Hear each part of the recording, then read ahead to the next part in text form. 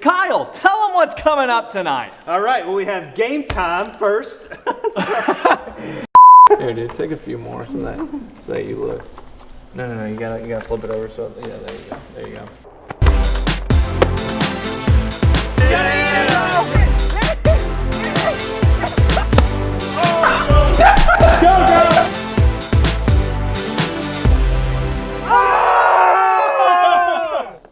Come on! All right, welcome back to our third episode of Elevate After Dark. We have a very special show for you tonight. Kyle, tell them what's coming up in the show tonight. All right, well, tonight we have game time. Game time! And our sponsors for that are the Styrofoam airplane creators themselves, Styrocrators. Styrocrators. They are an amazing airplane company, honestly. All right, our first challenge today is to take our Styrofoam airplanes, launch them off this balcony, and try to make it in the vehicle down over there. So here's what's happening. The first one to make it wins. All right. I think there's a little wind. So, let's see what happens. He made it first shot. Not that much wind. Wow. No wind at all. You're gonna hit the tree though. Oh! Yeah. Perfect. Not the objective, but that was awesome. All right. Oh. Drop. Not the right direction. God. See ya. See ya, plane. Hey! Made it out of the tree. The deers were scattering. After watching you guys do this, now I know the strategy. Why do I love that playground so much? Holy smokes. Wait, what? What were you thinking, Connor? Well, everybody else just keeps going right, so I was thinking I'll throw it left and see if it hooks in. And Good idea. didn't work. No wind and no win for Connor. Here we go. Yes. Yes. Oh, I got the closest at least. I got the closest.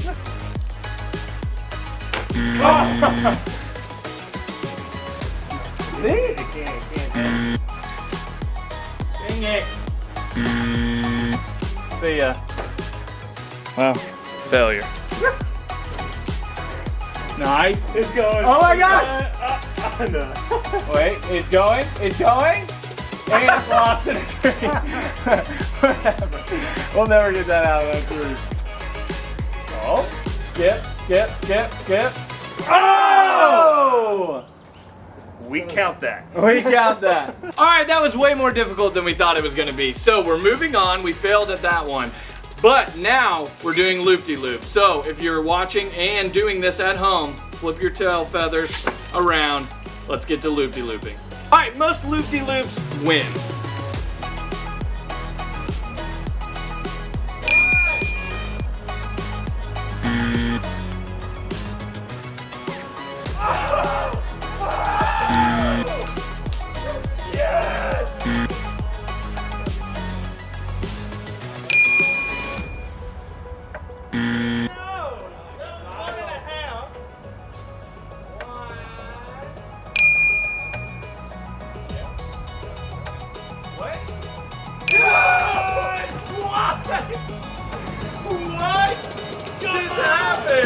All right, for this next challenge, we're gonna be up on the hill and we're gonna be trying to throw the airplanes over the roof of the church. Here we go. Let's do this. Do it big. Do it right. Let's do it right now, tonight.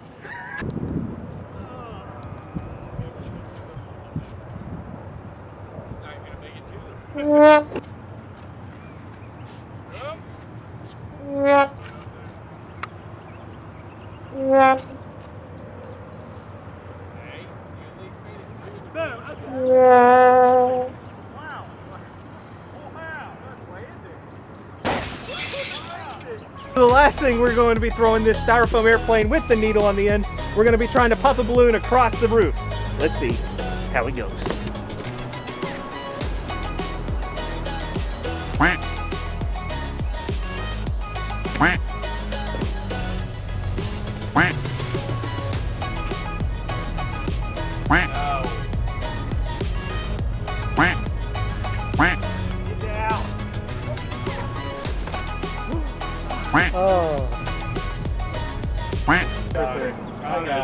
I got it, dude. This is no thing for me. Oh, are you? Yeah. Come on!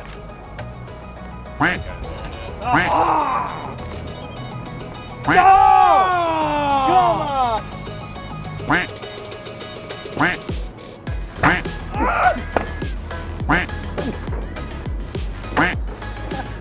I want clips of all of these.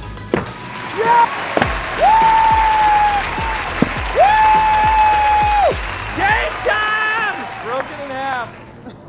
Broke the whole plane in half. All right, we would like to go ahead and just apologize to our non-paid sponsor, Styrofoam. That was a disaster. So Yes, it was. We're going to go ahead and move on to our next segment, eating something weird, and let's go ahead and spin that wheel.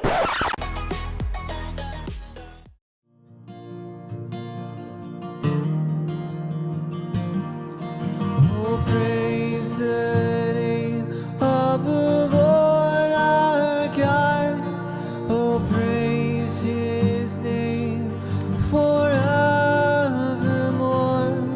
For endless days we will sing your praise. Oh Lord our God.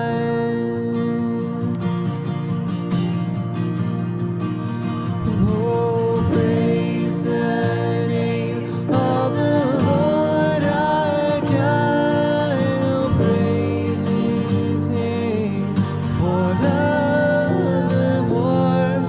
For endless days we will sing your praise, oh Lord our God.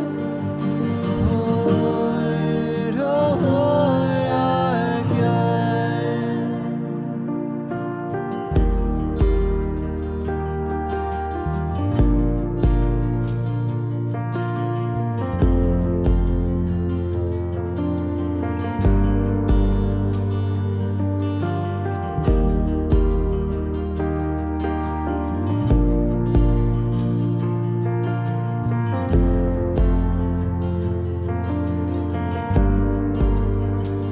You are here, moving in our midst. I worship you. I worship you. You are here, working in this place. I worship you. I worship you. You are here, moving in our midst. I worship you. I worship you. You are here, working in this place. I worship you. I worship you. You are waymaker, miracle worker, promise keeper, light in the darkness. My God, that is who you are. You are waymaker, miracle worker, promise keeper, light in the darkness. My God, that is who you are. You are here, touching every heart.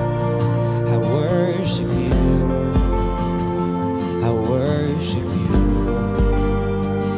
You are here, healing every heart. I worship you. I worship you. You are here, turning lives around. I worship you. I worship you. You are here, mending every heart. I worship you. I worship you. And you are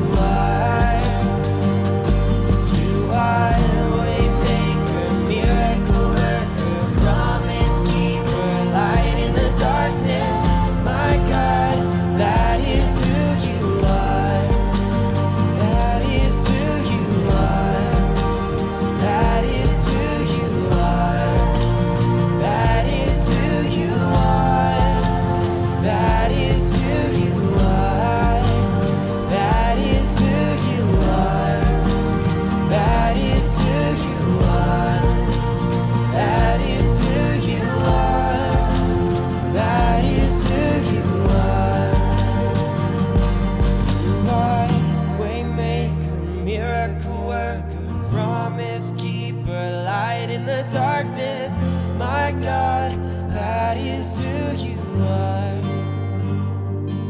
You are waymaker, miracle worker, promise keeper, light in the darkness. My God, that is who you are.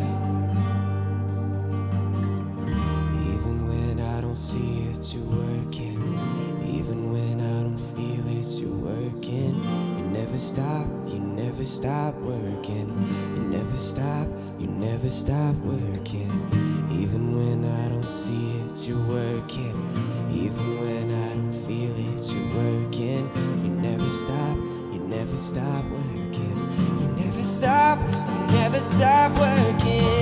Even when I don't see it, you're working.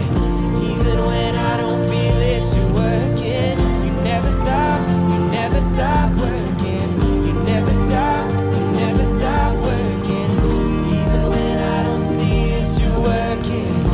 Even when I don't feel it, you're working. You never stop working. You never stop. Oh, 'cause you are a waymaker, miracle worker, promise keeper, light in the darkness. My God.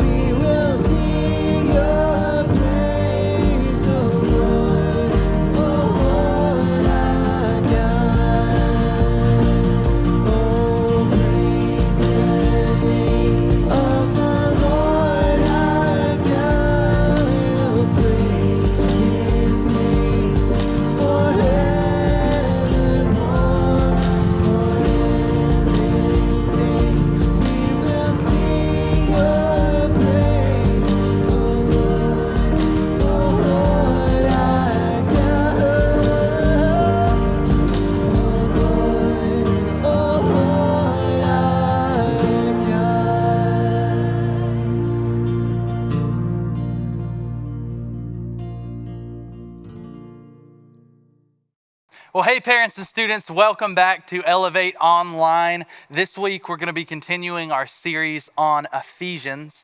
The first chapter Connor spoke about last week was focused in on God and how God and really who God is and what he has done on our behalf. And then this week we're going to be working through Ephesians 2, which focuses in a little bit more on us and about who we are as a result and how we come together as God's people or as God's children. So we're going to walk through this chapter tonight, just kind of piece by piece. So go ahead and open up your Bibles to Ephesians 2, and we're going to walk through verses 1 through 3 to start out here. Verse 1 here, and you were dead in the trespasses and sins in which you once walked, following the course of this world, following the prince of the power of the air, and the spirit that is now at work in the sons of disobedience, among whom we all once lived in the passions of our flesh, carrying out the desires of the body and the mind, and were by nature children of wrath like the rest of mankind. So Paul starts out this chapter by looking at who the people in Ephesus used to be, who they were before Christ. He takes them back to a time before they were followers of Christ there. He said that they were dead. Even though their bodies were alive, they were dead because they were apart from Christ. So he starts explaining how and why they were dead and apart from God. In verses 1 through 3, it says that it's a result of their sins and transgressions. Paul says that at that time in their lives, before they were Christians, they followed the ways of the world and gratified or put first their sinful desires before they knew Christ. That is, in verse 2, a pretty bad place to be at, right? Not only dead, but also separated from God. That's worse than just dead, but separated from God. So let's keep reading here. Yes, it says that we were dead, but God steps in. So let's see how this plays out in verses 4 through 7. Verse 4 here, we're going to walk through 7. But God, being rich in mercy because of the great love with which he loved us, even when we were dead in our trespasses, made us alive together with Christ. By grace you have been saved, and raised us up with him, and seated us with him in the heavenly places in Christ Jesus, so that in the coming ages he might show the immeasurable riches of his grace and kindness towards us in Christ Jesus. So verse 4 that we just read there to start out tells us that God rescued us. He not only rescued us, but he made us alive. We didn't deserve that, but God stepped in anyway. Let's look at a few of the characteristics of God that we see even right there that Paul lists that are why God saved us and why he saved us from being dead in our transgressions and sin. Some of those are love, mercy, and grace, which is really kind of reflective of the resurrection, reflective of those who have been baptized into Christ, those who have been raised with Christ. The spiritual reality of our lives is that we are united with Christ, and that should make a real difference in the way that we live our lives. So we heard kind of why God may have done that, but how did God do this? How did he save us? And what did Paul really say in Ephesians 2, 8 through 10, which is what we're going to walk through next here. So 8 through 10, let's read that together here. For by grace you have been saved through faith, and this is not your own doing. It is the gift of God, not a result of works, so that no man may boast. For we are his workmanship, created in Christ Jesus for good works, which God prepared beforehand that we should walk in him. So this is a very popular verse, saved by grace through faith here. And we just honestly just want to walk through what that says in order here. So first it says we are saved by grace through faith and not by works.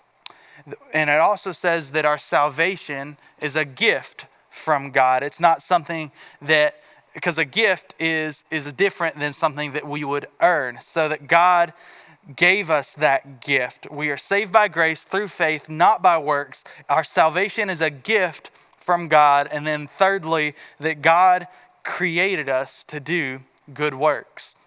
So we kind of wrap that up and see, so there is nothing we can do to earn our salvation, because it is a completely graceful act for God to save any one of us. Yet there are things that God desires or wants us to do. He desires for us to do for him or with him. So we don't earn our salvation in a sense that once we're good enough, we can earn God saving us or anything like that. God saves us completely by his grace. It is a graceful act because no matter how hard we try, we will never deserve it. Yet God desires us to exhibit a transformed character and life with him. He wants us to seek him. He desires us to pursue righteousness. So in all of that, let's continue in verses. Let's start in at verse 11. Let's go 11 through 19 here. Ephesians 2, 11 through 19. Let's keep working through here and see all that Paul has to say to us here. Therefore, remember that at one time you Gentiles in the flesh, called the uncircumcision by what is called the circumcision, which is made in the flesh by that time separated, which is made in the flesh by hands. Remember that you were at that time separated from Christ, alienated from the commonwealth of Israel and strangers to the covenants of promise, having no hope and without God in the world. But now in Christ Jesus, you who once were far off have been brought near by the blood of Christ, for he himself is our peace. You hear that? For he himself is our peace, who has made us both one and has broken down in his flesh the dividing wall of hostility by abolishing the law of commandments expressed in ordinances, that he might create in himself one new man in place of the two, so making peace, and might reconcile us both to God in one body through the cross, thereby killing the hostility that we see in the world. And he came and preached peace to you who were far off and peace to those who were near. So he preached peace to those who were far off and also to those who were near. For through him we both have access in one spirit to the Father.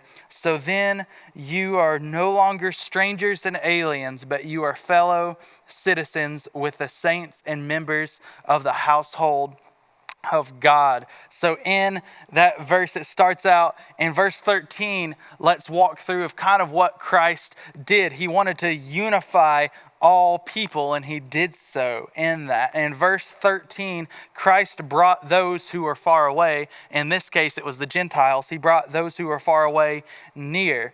In verse 17, he preached peace. He didn't just speak peace or preach peace to those that were far away. He also preached that to those that were near to him. In verse 18, he gave all his people access to the Father by the Spirit.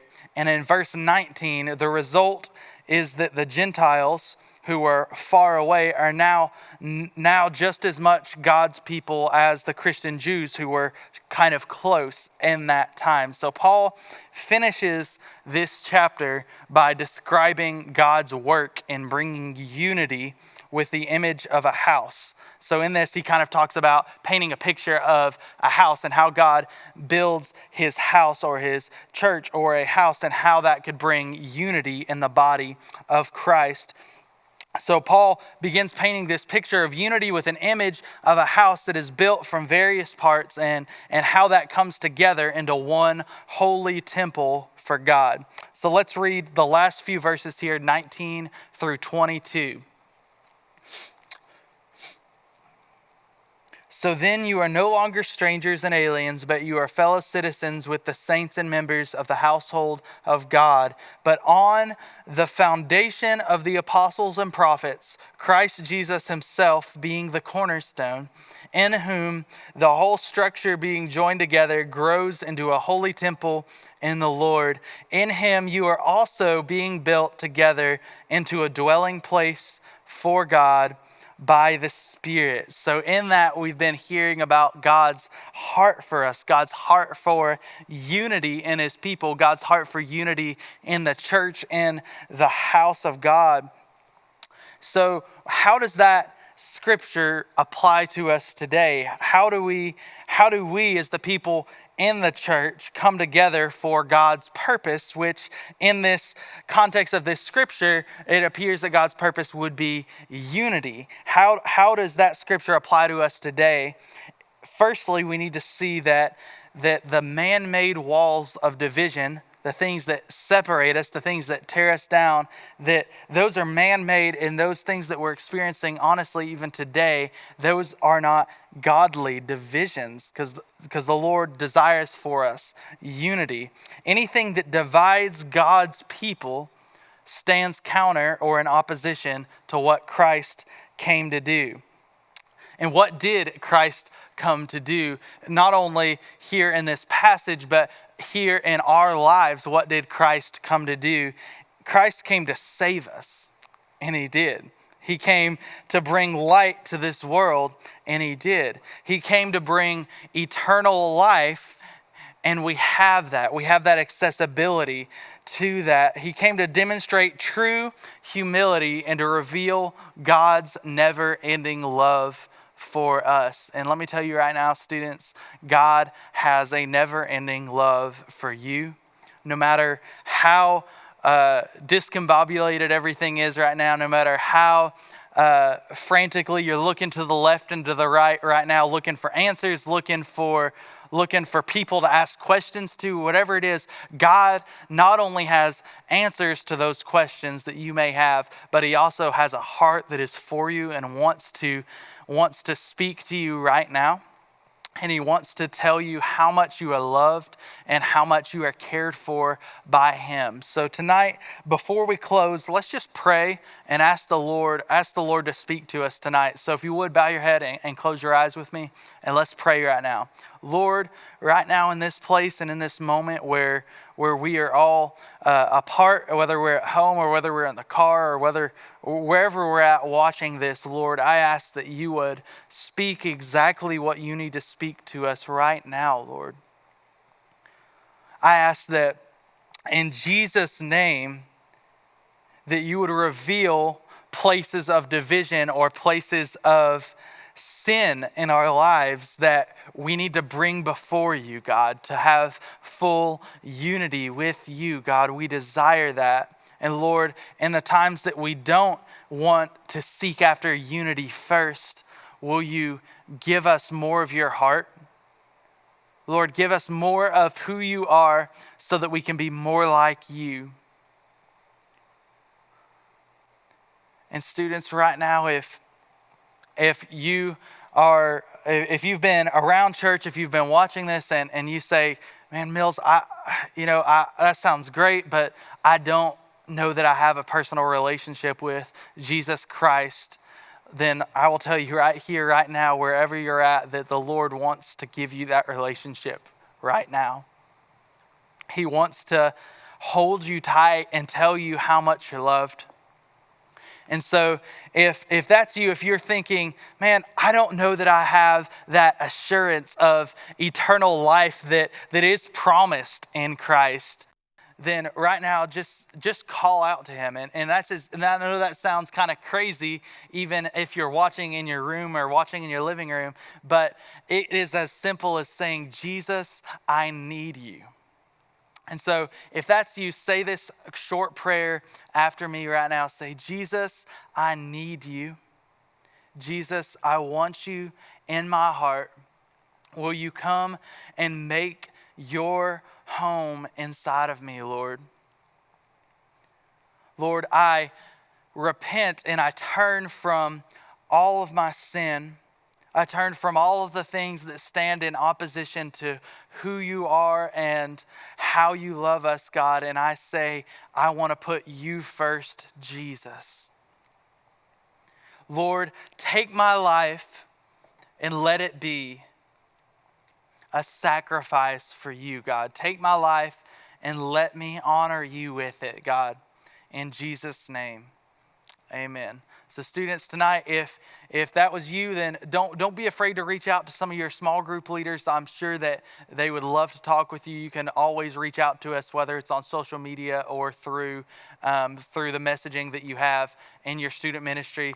Well, I love you guys. I hope you have a great week, and I'll see you next week.